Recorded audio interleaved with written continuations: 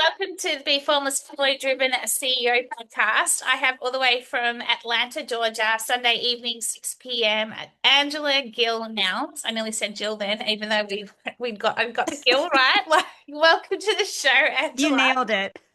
Thank you.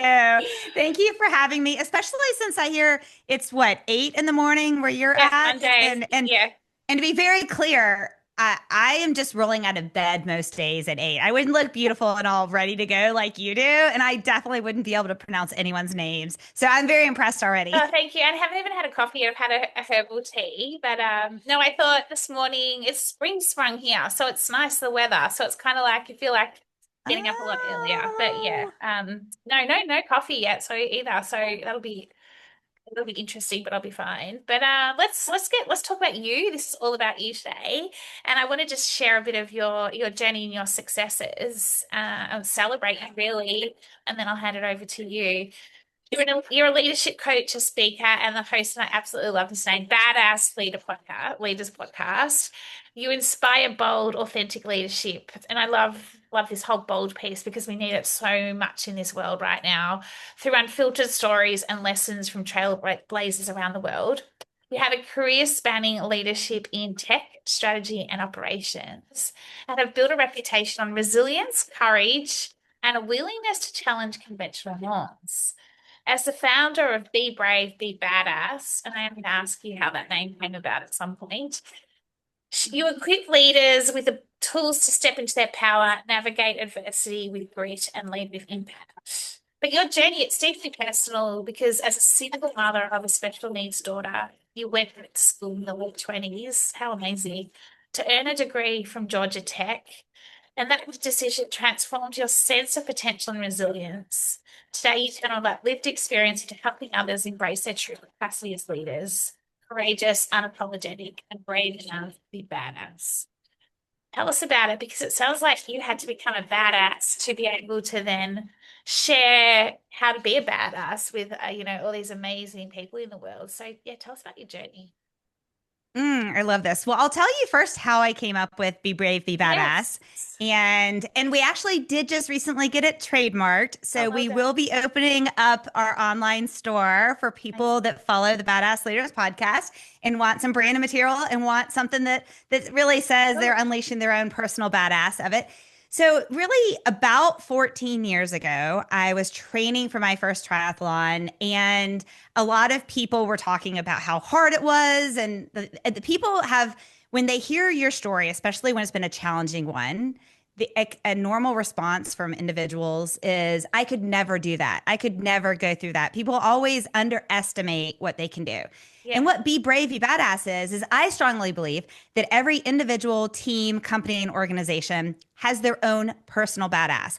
And it's the absolute best they can be at that moment in time and at that day. And I also believe that a huge percentage of the world isn't brave enough to actually reach their badass. So, what I love to do is to help people identify their badass and really push past those norms and past the I can't or I never could or all of these doubts Yeah. and be brave enough to actually be their best. Oh, I love that. I love that so much. Because the badass bit, right? You could take it two ways. You could take it as naughty, like doing something bad, or Right? just go for it instead of like, don't worry about what everyone's thinking, what people are saying. Like that whole unapologetic piece. I love that. It's just that courage to bring out the inner child or the inner part of you that is just wanting to come out and just get on with it and give it their best, be their best, exactly like you say. I absolutely, Well, you know the thing about that is that I think people forget that inner piece, that badass piece of us is who we are, is that 100%. if we don't exactly. And so the world would be so much of a better place if more people would embrace that and allow it to come up. I will tell you also, originally the full name of my podcast is Brave Hearts, Brave Conversations, Badass Leaders. And I was afraid to put badass at the beginning because I interview like you a lot of high-powered executives. And I thought they might not want to be on a podcast that says Badass Leaders Podcast. And I could not have been more wrong. So after a few episodes, we switched it and now it is. And it makes me so happy because I think so much of the world is starting to understand that you can be unique, you can be bold, you can push these things and make a huge impact in the world. Well, I think that I love that because I think that's the only way the world will become a better place. Because let's face it, it's kind of it's in flux. We're in a state of flux right now. So we need these trailblazers. We need these leaders that are prepared to be badass, prepared to be bold, authentic. I think authentically themselves, and like you say, coming from within. And I talk a lot about this inside out approach, and in terms of like you're best when you're coming from the inside out, not the outside in, because from the outside in, we're following what everyone else is doing. How can you be badass when you're not able to do it from a place of, your soul, who you are? And I think that we quite often just push it down, push it down, push it down. And I did for quite some time because I was just like, no, I have to fit this mold. I have to do it this way. And then it's like, who says? Who actually says?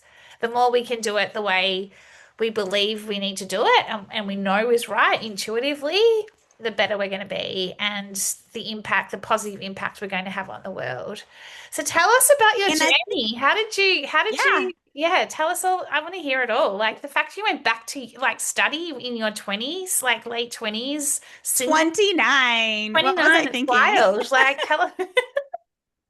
Yes, yes. So I had a journey where one thing that's really interesting is that in high school, when I got my scholarship, I got a scholarship from the Air Force. And back in those days, so this is circa 1992, they would give you a test, and then based on the results of the test, they would decide what your major was going to be. And they gave me a scholarship in electrical engineering. And B, I told them I do not want to be an engineer. Engineers are nerds with pocket protectors, tape on their glasses. They're definitely not badass, definitely not cool, right? I wanted nothing to do with that. I then had a series of just life changes of really trying to decide what I wanted to be. And I got married. My ex-husband, when we were married, we moved a lot. While I went back to school at 29, that's when I went back to school full time. I started at UAB. I had convinced the Air Force to change my scholarship so that to nursing, and then if I got into med school, to med school. But I also wanted to be a great parent. And unfortunately, my parents were very abusive. I did not have a good childhood. And Sorry. I didn't think that you could be a professional and be a great mom at the same point. So I had these internal struggles of the legacy I wanted to leave in the world, but also what I wanted to do to be successful. And so then when I got married and I kept trying to get my degree, every time we moved somewhere, I would go to school like UCF or Gainesville Uh, College or University of Michigan and start taking classes. In the interim, I also started working in finance. And that was my big lesson that I talk to people about all the time about life is too short to do a job that you absolutely hate. 100% And I was agree more. right. I was great at finance. I hated it. I absolutely hated it.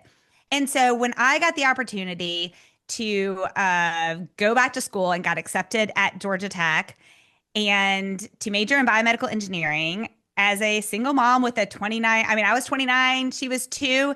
Oh, She had speech, physical, and occupational therapy 3 times a week. I wow. couldn't work a job outside of the university because I would then have to pay more daycare for her. Like it was this whole quandary.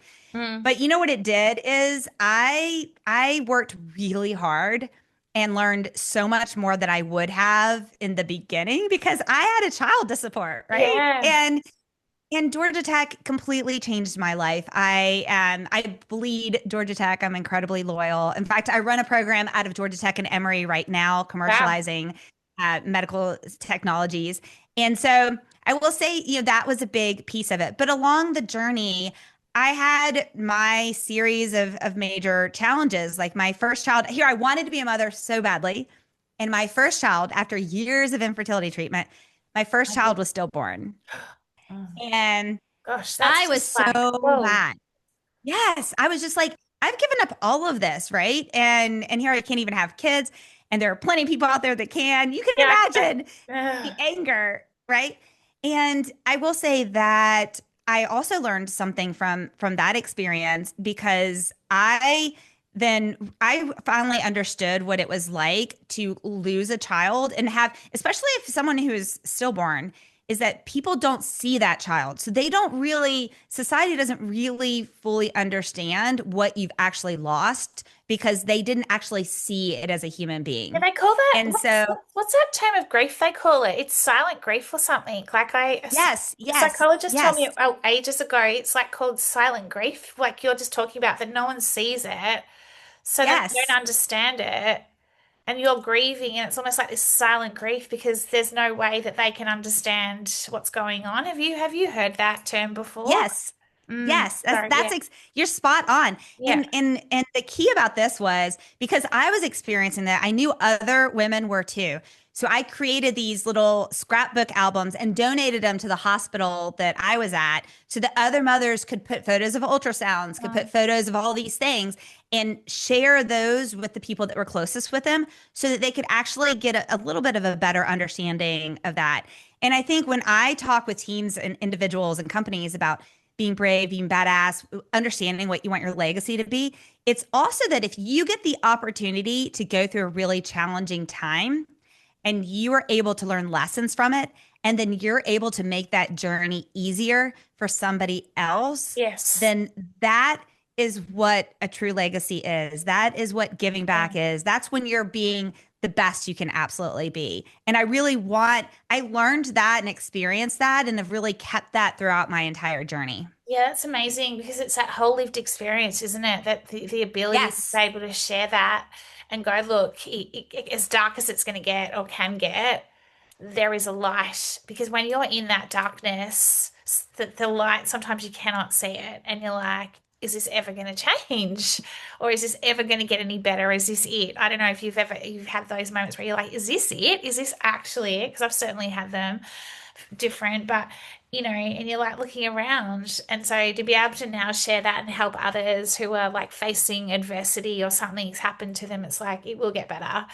And you're not saying it in a way that's just like, oh, it'll get better. You actually saying it from a place of I understand this, that you need to know.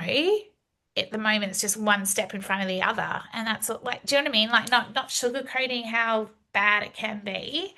Like it's quite a gift to have like what horrible experience, but then to have that gift to be able to then, like you say, help others to be their bravest badass is quite incredible. Yeah, yeah. And I think what you hit something, and you said it very well. It's not to minimize their pain. Mm. I often have where people don't know how to deal with grief. They don't know how to deal with challenges. Many people don't. And so then you have the individuals who say things like, well, everything happens for a reason, or he's probably better off in heaven than here. Like all these things, right? And that's not what we want to do. And also, thinking of CEOs and building companies, we learn things of being in the trenches in a very isolated role that you have, right? And and if we have people and mentors and people around us who understand how to sit in the challenges with us and understand how to be along with the journey to have that motivation and give you that nudge, give you that belief, but not minimize the challenges that you're going through. Those are the special people that you want to have as your advisors, your friends, your mentors in your inner circle to help you be your best. I could not agree more. I could not agree with you more. And it's funny, I was actually caught up with a girl that used to work with me last week, and she was like, she's taken on this great promotion. She said it's lonely, Bee. She said you always said it can be lonely at the top, and I went, yeah, it is. Like, and we had a really good chat about it. And exactly that, like, in terms of just understanding this is what it's like. And I said, well, you're going to have those days, and you're going to be in the trenches. You're going to be this is what's going to happen. But I said, but you're going to be okay. And just that acknowledgement of she just like it was like it finally she realized, oh, you said this years ago. And when I used to say it to certain people, they'd be like, oh, yeah, like, couldn't see anything of it. And then now she's in it. She's like, oh, I get this now. You know what I mean? So it's like sometimes some people, it takes them like to have the adversity happen to them or whatever to or the challenge, like you say, to then go, oh, okay, this is what you were talking about, or I understand this now. But I think that from all of this, it's that we always grow from it. And like I think about you talk about grit, I think about anti-fragility. And so you might Mhm. have something tragic happen, stillborn, and you're in the most fragile state as a human being. And then it's like this resilience piece, and you bounce back in terms of it takes time, but you learn to live with, you'll never forget it, but you'll learn to live like to go forward, right? But then for me, and it's the same in business, when like things don't happen, like COVID, for example, and so many businesses shut down, and even right now, economically, there's a lot of kind of unrest in the world, and where's everything going to go? And you're seeing, I don't know what's going on like, well, I do, but you see what's happening probably in the US and then in Australia. Lots of businesses are shutting down. You're like, and so Yes. my point is that only through these challenges, it's not just about bouncing back from a resilience perspective. It's in how do you bounce forward? How do you go forward? Because we're always going to have these situations where something fragile is going to happen to us. We have to bounce back, but we can't just stay in this bouncing back piece, because we need to go forward. And I encourage that, and I'm sure you do with the people, the businesses you work with, in terms of to be a badass, to be brave, you need to be able to know that there is a way forward. And that for me is that post-traumatic growth piece, that you grow from everything you experience. What's your view on that? Yeah, I love this. One of the things that I think is that we can try and bounce forward too quickly at some point. And I think Yes. successful bouncing forward is when you pause and you Yes. reflect. It's kind of like in engineering, you do a retrospective. What went well? What didn't? What are Yes. some things that went well we want to adopt for the future? What are some things that we don't want to adopt? I can tell you this. I also had, and going back to the resilience too, is that scientifically you're not born with resilience. No. You only gain it's like when you think about your muscles and your bones. If you're in a space station, there's no gravity. If there's no pressure on you, then they can't remain healthy, right? You need that pressure, you need that force, you need something that's going to move you forward in order to build that. It's a Yes. muscle just like anything else, Yeah. okay? And so I think that when you're looking at having that resilience of learning within it and deciding, okay, wait, am I going to go back to who I was before, or am I going to move forward? The secret sauce is to do that reflection, to Oh, pause, no. to celebrate the wins that you had, to evaluate. And this was the story I was going to say. I also was the victim of a kidnapping and hostage situation in August of 2020.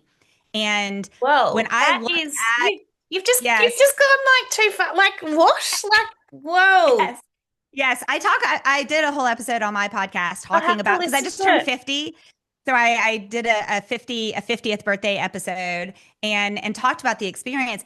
But I will say that also in my bounce back or my bounce forward, the way that you said it, I also reflected on the things that I did well as I kept the people that truly cared about me in my lives. Things I did not do well is I started drinking too much alcohol. It Mm. had a huge negative impact on my life.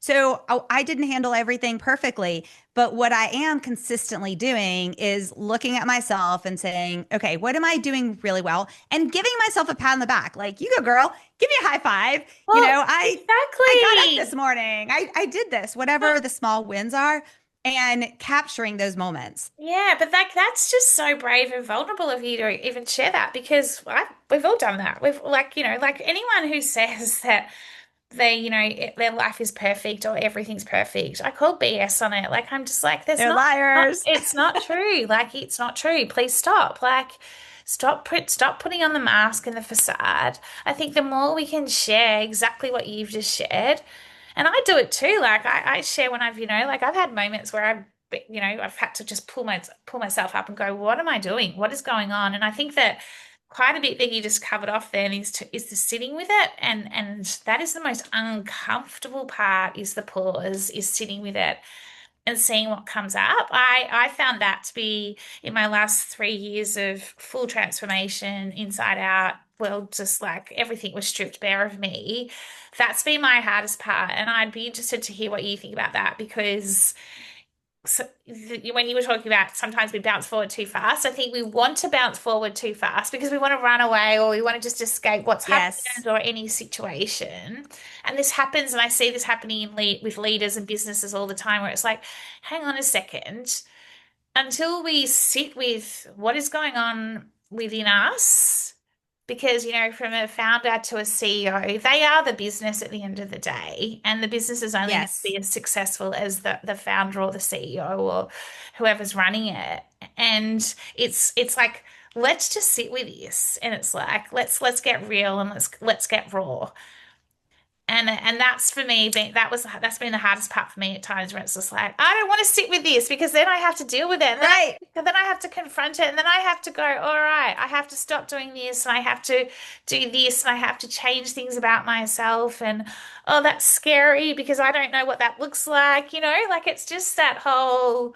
But when we actually do, the intuition and the insights that come through, you are such a better person. You're so much better off to then go forward. Yeah, I would think if your listeners take anything from this conversation, then to take the that takeaway of sitting with it and and analyzing it and giving yourself kudos for the wins that you had and evaluating the things that didn't go quite so well Mm. and thinking about how are you going to move forward and what you're going to do next, right? And how you're going to Mm. build on those small wins.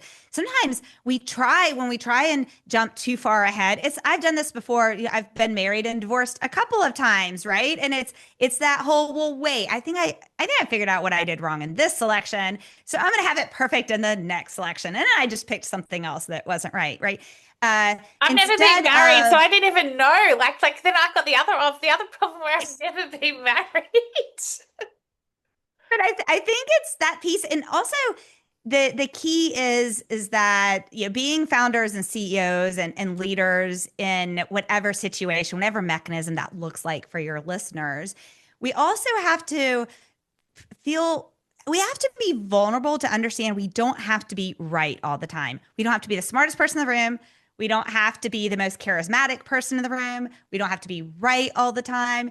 You know what the best ones do? They're the ones that are the best listeners.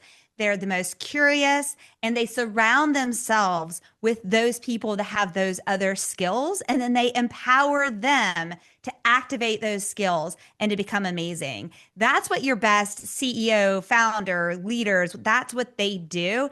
And in order to do that, you have to be able to, in order to listen, you have to be able to sit still and pause and sit in the moment because that is required in order to be a good listener. Yeah. Why do you think then we're not talking about this enough? Like, like, let's face it, like, the world is so complex, it's so fast. Like, I don't know about you, but I look around and I just go, no one is actually pausing. No one's responding to things. Everyone's just so busy. We're almost like COVID came, like, gone. We almost became so insular. And yet, like, I just feel like half the time no one's looking up, right? And it's almost like, let's just, like, what if we just stopped and looked up and just looked around and looked at what is going on? Like, how do we solve that? Like, I mean, it's something that keeps me awake at night at times, where I'm just like, for us to get better in business as leaders in the world, we have to get better at this pause. And yet it just feels like it's like I don't have time for it. It's like, but we have to make time. Do you know what I mean? And the minute you say, like, Absolutely. pause and be present, it's like kidding. Like what are you talking about? Like you're looked upon as if like you're off your head, like you're just like, what are you doing? Like, but it's like, because I think it's then going to impact, their success and everything that's going on around them. It's like, it's actually not. It's actually going to make you a better person. Like, you know what I mean? Like, what's your view? Like, I just, Yes. yeah. Yes, yes. So I love this. I think one of the ways that we can have an impact on it is having conversations like this that are out for the Yeah, world to hear. And one of the reasons that I started Badass Leaders podcast is I believe we need a change in what people think real leadership is. And yeah, I want to talk to people who are amazing leaders because I want the next generation of leaders to hear these stories and realize you can get to know humans as humans. You can make mistakes. You can do all of these things and be an amazing leader because I just saw 5 episodes on the Badass Ladies podcast or on Bee Formless where people did that. So I think one of the things is that the media is really good at highlighting the shit in the world, right? The awful stuff, right? Because that's clickable. And what we need to do is what needs to also be clickable, the good pieces of it and how mm, we can train our brains, train our companies, train everything we do to understand that there are people who've proven that by doing these things, you will be way more successful than the other way. And we need those voices and those messages to get out more. yeah. Which is the new world order. Like it's like I'm into that. Like it's exactly like you've got me fired up because it is exactly that. We've got to keep putting that message out there, and people will come catch will like catch. See, I haven't had the coffee. Will people will follow? The tribe will follow. It's like it's creating that new tribe. It's for me. It's that new world order because the world is ready for it. We're absolutely ready for it. Like the industry I've come out of is advertising and communications, and everyone's still so exhausted, tired, because it's still just that like rat race hustle and it's like there's a reason for that and we can't, it's not sustainable. It's not the way we're meant to be living. You probably saw this, the Prime Minister of Finland, 34-year-old woman. I don't know if you've read this, but No. she's just introduced 4-day work week, 6 hours a day. And it's Oh my fascinating. gosh, I love that idea. And she's 34. Yeah. And she talks about, Yeah. she talks about it that, wealth is not just from a monetary perspective, but from success. Like, success is defined by being healthy, spending time with your family. And I'm like, and the productivity will not, like, the productivity will still be there. And I'm like, oh my goodness, like, could you imagine a world like that where we're all like at 4 days a week, 6 hours a day? Everyone would be like, you're insane. But I'm like, here's this woman, 34. I'm like, she is the new world order. She is a woman that is like, done with what you've all been doing for however many years because I'm 48. I worked my butt off, 80 plus hours a week at times. And it's like, Yes. and then I got burnout. Yeah, and the thing is, and we really can only be super productive a certain number of hours. We're still human beings. Mm-hmm. And when I think of, I was just interviewing someone for my podcast, and that episode will come out in a couple of weeks. And we were talking about AI and the use and the benefit of AI. Yes. So talking about also being present. Okay, you know what? Now we have amazing AI note takers who can take the notes and capture all that stuff so you can actually sit and engage in the conversation and talk to the individual and listen to what they're saying instead of frantically scribbling down whatever it is that you want. And you're not, that the dynamic shift and using those types of tools to help you be a better person, a better companion, a better, obviously, leader, as we say that, a better friend, all of those things. Those are some other ways that we can encourage each other and give each other tools that will allow this to be successful. Yeah, absolutely. It's that whole active listening piece, isn't it? Like the ability to actively listen and not be like distracted and like, what it's like. Like you see people, they're listening, but they're not listening. They're actually just like got 50 million things going on. And when I'm not present, because there's times we're not, I know I do it. I'm distracted. I'm listening, but I'm not listening. And I'm like, oh, what did you say? Sorry. It's like, no. So I really do try my best, but we can't. Like, I mean, it's like, yeah, I'd love to be present all the time, but things happen. And so this is what, we've been talking about as well, is that ability to be able to go, it's the awareness piece as well, isn't it? It's be aware Yes. of, this is okay, I've been behaving like this. It's probably not the best version of me. So how do I then what do I learn from this and what do I take forward? And I think that, that's super important as leaders as well, because being aware of Yeah, like it's like energy, right? And I get the sense you've got amazing energy and you can walk into a room and I can see you walking into the university or walking in to do a keynote and energy is off. Whole energy in the room is off. And I've got that Yes. ability to do that as well. And I don't know if I've had times where I've gone into my previous role where, I had 150 staff and it was a too bad Monday and, if I wasn't in the best place, everyone could feel it. And I'd be like, oh, yes, that's my energy filtrating through this organization. So it's being aware of that as well, right? Like the whole awareness, energy, all of that. It's all encompassing, isn't it? And I think too, it is that, your energy and also your willingness to say when you're wrong or say when you've done something wrong. Or an example being, I was in a video conference with one of the teams that were working to commercialize out of Georgia Tech or Emory last week. And I suddenly realized I wasn't even listening to what they were saying. And I stopped them and I said, okay, real quick, I completely got distracted. I am so sorry. This is really important to me. What did you just say that I just missed? And and so they told me, but also I wanted to model also to my team that it's okay to raise your hand up and say, I'm sorry, I spaced out. Like, this is really important to me. I want to hear more. It's okay to be vulnerable. It's okay to be human. It is okay Yeah. to be I human. wish we would do that more of that too, because there's times when people don't let you be human. When you've said, okay, I haven't been listening. Some people are so unforgiving, and it's like, can you just do you know what I mean? Like we're all human, and I think it's so important that we need to be sharing more of that in the world too, because for so long we've had the mask, the facade up that, oh gosh, you couldn't behave that way, or you couldn't, you've actually just got to be who this expectation of who you are. When actually you've just said, I'm sorry, I wasn't listening, I was distracted. Great. Okay, you were distracted. Good. Now we got your attention. Let's get Angela right across everything so she fully understands it because this is really important to you and the impact. When you booked in for the show, I had a question around, and I think we've talked a fair bit about this, but I do love to read it out because I'd love to just go a bit deeper. But you said in my late 20s, as a single mother of a special needs daughter, I decided to go back to school and pursue a degree from Georgia Tech. This decision taught me so much about myself as a person, a parent, and a leader and helped me see my true potential and resilience. We've talked a lot about this, but at what point did you realize, like, see your true potential and resilience? Was there like, did you have an aha moment or was it just building? Like, at what point? I think probably the point was when I went to, because I went back as an adult, right? And I had to really focus and I worked really hard.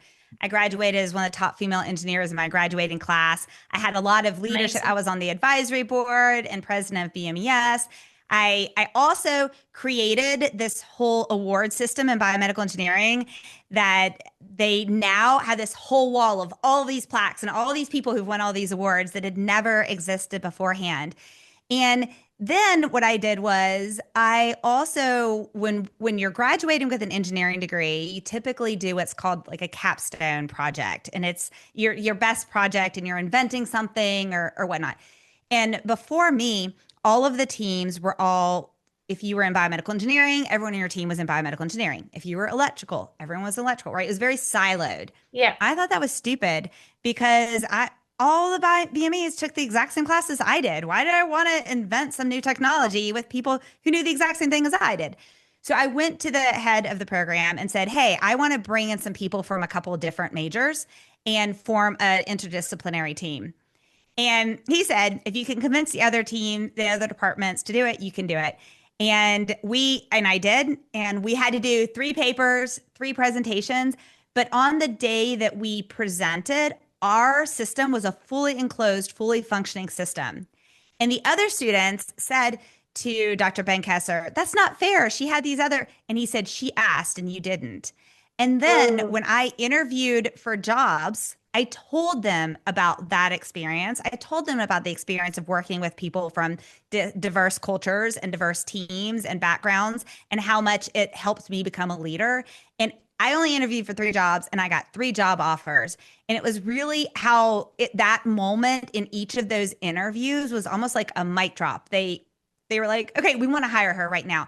That really instilled in me that not giving up, that working hard, that pushing the mold of what everyone else thought, right? That asking the questions and trying something different, those things that all help you when you're trying to be resilient. You need all of those skills to Yes. lead through resilience. That by doing all of those really helped form the leader that I was and the leader I wanted to be. Yeah, amazing. Amazing. And then how do you like in terms of that, right? Because you've got this like determination, like this willpower in you. It's like a force. I can feel it. It's like coming through the screen at me. Like you won't have Angela in battle with me. You've had to go to war or whatever. Like, do you know what I mean? Because you'd be at the front. We'd be at the front going like Yes. badass brave, right? But Yeah, yeah. but then you've had then, and this isn't like being sad or anything, but then you've had like, like you've talked about some of the things that have happened in your life, and then most recently what happened to you, and we won't go into it, but like, the hostage kidnapping, etc. I want to ask you about this because, like, for some people, life's pretty smooth and pretty just like they've got a pretty easy ride, right? Like in terms of it doesn't really like not a lot happens. Their form of adversity is like a little blip, and yet you've like had Right. these, and I've had similar. Like I won't compare, but like I've certainly had my fair share. And I sometimes look, I don't know about you, but I sometimes go, I look up and I'm like, whoa, why? Why me? Why did you choose me? But there's a reason. And Yes. I just want to get your thought on this because we all have our days, we all have our moments, right? Like, and it's about, like nothing's perfect. But that takes so much to be able to continue to pick yourself up when you have things like this happen. How do you do it? How do you continue to go forward, like if you like how do you? Well, I mean, some days have been easier than other days, right? Yes, yes. And I did at one point after the kidnapping, I took 6 months off. I stepped away from my career and I did 6 months worth of residential treatment at a treatment center, which Yeah. I also learned so much there because I got to meet people from all walks of life. It was the first time I'd ever interacted with people with gender identity challenges and that had griefs of different sorts and all of this. And so I did take time to focus on me and not everything else out in the world and trying to work through those. And there were some very dark days in those and for a couple of years, right? But I continued to just every day get up and make at least one step forward. And we don't have to conquer the world all at once, Yeah. right? I mean, there are a gazillion quotes. Rome was not built in a day, right? But going back, one of my favorite quotes is the best time to plant a tree is 100 years ago. The Mm, next best time is now. mm. And so whenever we're struggling and having hard times, the best time to make a positive step forward is now, not tomorrow, but it's now. And we should allow ourselves for that step to be as small as it needs to be or as big as it needs to be, not judge ourselves for the size of the step, but celebrate the fact that we decided to take the step. Yeah. That's quite, yeah, it's a good one, right? It's a good one for starting the week as well, like in terms of like, have you ever heard the term eat an elephant? Yeah, exactly. One bite at a time. I know we shouldn't eat elephants, don't get me wrong, but like my mum used to always say to me, and she still does eat an elephant when on the days where I'm like, rah, like there's just so much to do and I've just got so much going on, and she's just like, eat an elephant. And then I'm like, excuse me, eat an elephant. So then tell me what's next. Like, I mean, I'm conscious of time. What's next for the business? What's next for you? Like, what does it look like? Well, right now, I'm also running, as I mentioned, a commercialization program for early stage medical technologies That's out of cool. Georgia Tech and Emory. I hope to do this role about 3 years. I also am a professor at Emory University. I'm teaching a master's class there. So I love helping those students think about what advancement in medical technology can look like. However, in about 3 years, I really want to focus on just doing keynote speaking, motivating people, helping people find their own personal badass and helping coach and navigate them through their life journey to actually reach it. So that's where I want to transition. So right now, the podcast and the other work is really a lifelong learning experience for me so that as I continue to grow into those opportunities, I can actually give the best of myself and what I've learned back to the world. Because I think that's really what a legacy is. You only have that one chance to make a difference, right? To make an impact and to have that legacy. And I want to make it count. And so right now I'm learning a lot by having these different leadership roles and gaining experience as a professor and also coaching some people and helping others start their podcast to share their voices. And I really want it to then focus into full time, just helping people be their best selves. Oh my God, I can so see that. Like you're full time doing it really, but just in a different way at the moment. That it's like, oh, excuse me, I got something stuck in my throat, and then it's like, who knows what will happen in 3 years' time? But I see huge, like, yes, it's quite amazing. And so then tell me, what would be one piece of advice you would give somebody who was, let's just say, stuck? They had this sense that there was something more that was coming from within them, but they just didn't know what to do with it. And they were waiting for their badass to come out. What would be one piece of advice you would give them in like the stuckness of like what it's like when you're completely stuck and you're like, Yes. which way do I go? Like, I don't know, but and you're looking externally for the answers, but the answers are coming from within. Yeah, so I would say that the answers can come from both within and externally. And I would say if you're stuck, find someone that you trust, that you can collaborate with, that you can confide in, that can be a sounding board for you. And then internally, be transparent, be honest with yourself and with this other person and then collaborate to help get to where you want to be. And I think that sorry, I was just getting a pop-up. I think that when we do that, right, when we bring in the right people, I have a coach. I'm a big believer in Same. having Yeah. mentors in different 100%. areas and coaches and stuff like that and therapists Yeah. and your Gosh, yeah. friends that you can trust when you're having hard days. And I would say do that. And then the other thing that I would say is when those people give you kudos or remind you a little bit about the things you're doing right, pause and celebrate those. Yeah, Don't celebrate dismiss small wins. them. Don't just say, oh, whatever, thank them for sharing that with you and pause and sit in it and celebrate that. Yeah. And Love it. then the other thing is, the power, Nike, the sports company, 100%. Yeah. and their slogan's not do it, it's just do it. And the just piece is so powerful because you know what? In those hard days when we're terrified and we're scared and whatnot, then I would encourage your listeners to just do it. Just make that first baby step or whatever it is. Just do it. Just do it this week. Yeah. It's good. It's a good Yep. motivational. Just do it this week. Just start it. Just do it. Love it. How do Yep. we find out more about you, Angela? I've got the list here, but like, where's best to find out more about you?